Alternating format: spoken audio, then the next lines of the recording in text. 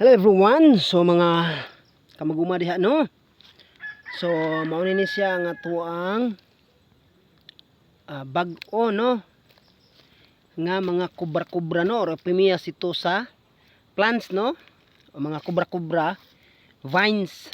So mo ni atong bag-o nga gitanom. Yan guys. So yan na yung ating bagong Euphorbia setosa or kubra-kubra vines. No? So yan na.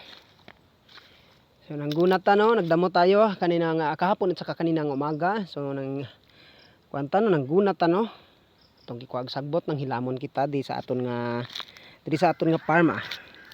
So kagaina kagagahapon.